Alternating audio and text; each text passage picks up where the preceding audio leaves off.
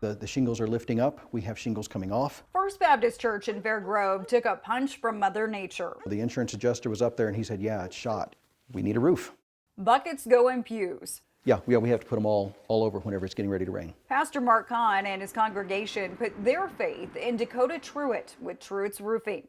Patience is thin, but grace is still here. We need for him to do the right thing. We prayed that he would step up and honor the contract. And frankly, we prayed that he would make himself right before God, because obviously he's not. And so something needs to be done. The church put more than 50% down. That's nearly $30,000 paid. When you gave him the check in January, it was expected he would start Immediately. Days turned into weeks.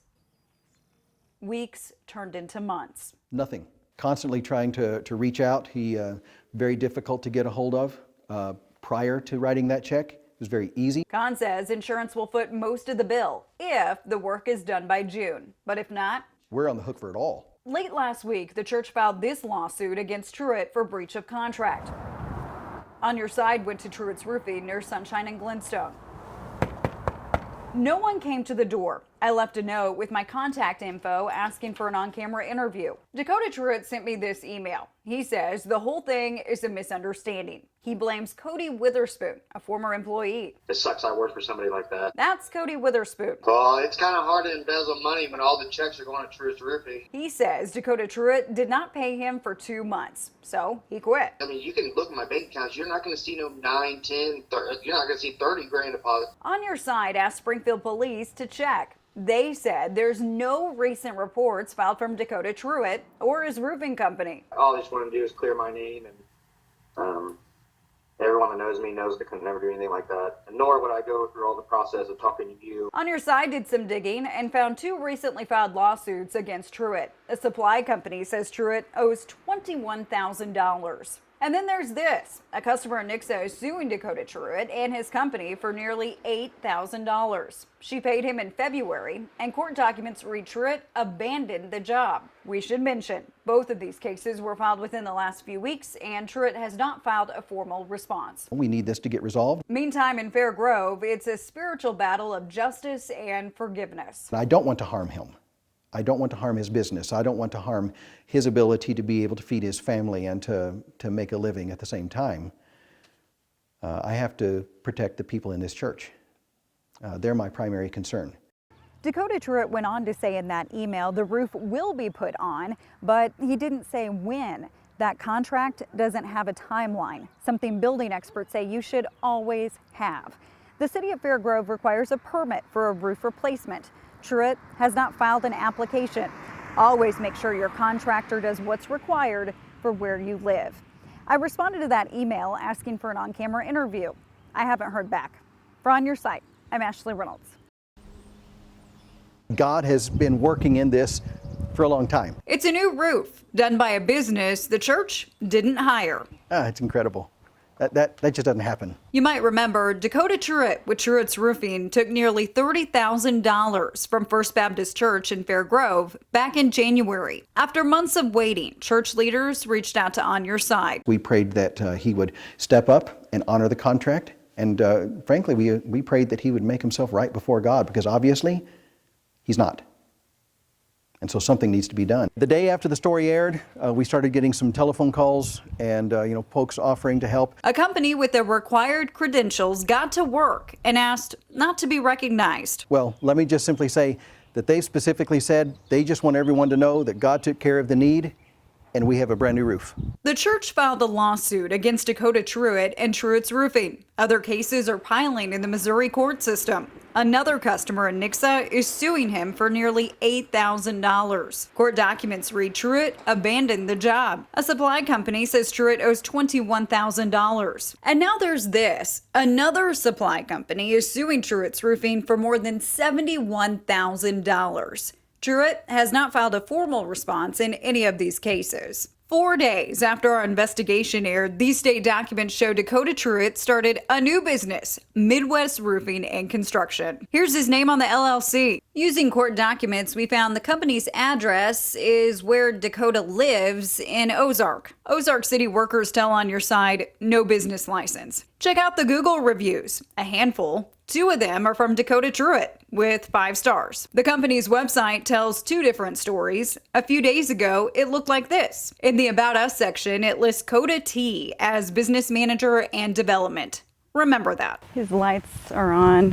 He has a camera. I went to the business address, aka his home. Hey Dakota, I'm sure your Ring camera picks us up. We'd like to know if customers are going to get their money back. We'd like to talk to you about your new business. No answer. I left a note with my contact info. We hope to hear from you. The next day, the website changed. The About Us section now does not mention Coda T. I emailed the address on the website. I got this email back saying the company is not owned by Dakota, but Bradley. But if you look at that from line, it says Dakota. Bradley or Dakota says his plan of action is to get the debts of Truett's Roofing paid.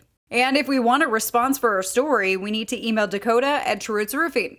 We did. A few hours later, I got this email, not from Truett's Roofing, but the same Midwest Roofing 417. And it says Dakota Truett. He says KY3 and ex-employees and their family and friends are making it seem like it's against the law to make a living. Trent Ferris will tell you, as Dakota Truett started a new business, he has unfinished business here. It's infuriating. Ferris hired Truett in February and paid him nearly $9,000 for a new roof. I mean, it's a lot of money to us. It's really going to hurt our family. Ferris says Truett told him the job would only take a day and a half. He says Truett won't return his calls. I'm still really mad about it, and I still don't know what we're going to do. It's a horrible thing to have to go through a situation where you're being taken advantage of, and it's a lot worse when it's this kind of money. Ferris filed a complaint with the Attorney General and Better Business Bureau. Always get the full names of workers you hire so you can vet them. We'll continue to follow this story. For On Your Side, I'm Ashley Reynolds.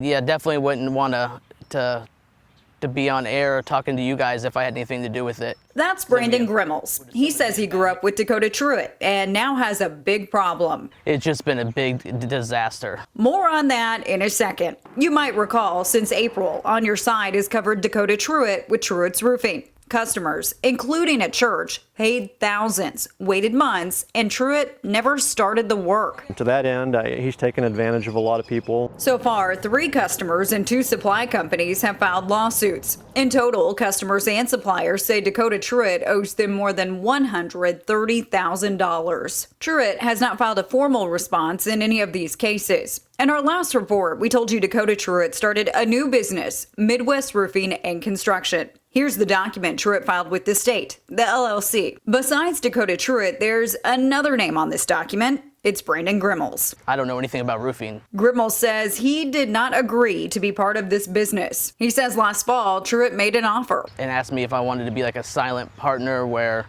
I would just use my credit to, help finance the roofs. And I told him I wasn't sure, I don't know if I want to do that. He added my name to it somehow without my information. He didn't have my middle name, didn't have my social security number, didn't have my birth date, didn't have any of that information. He fears he could be sued for money owed by Truett. I don't want him out here doing work with that company and doing the same stuff he did with his company and it fall back on me. The address on the LLC is where Dakota lives. I verified that through court documents. This week, I went back to that home to speak with Truett. No one came to the door.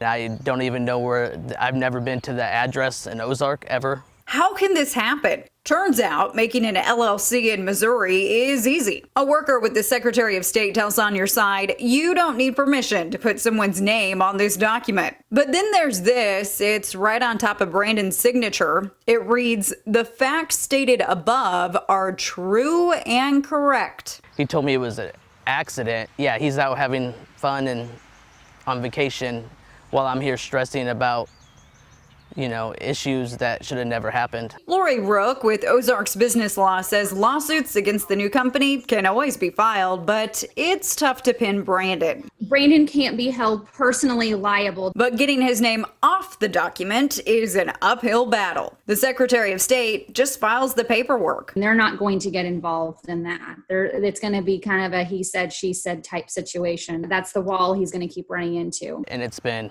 impossible. If your name is on a business document that you did not okay, the Secretary of State says tell law enforcement. Brandon called Springfield police but says he was told to call the Secretary of State. He's now trying to get an amendment to that LLC. The state can do that, but the original document never goes away.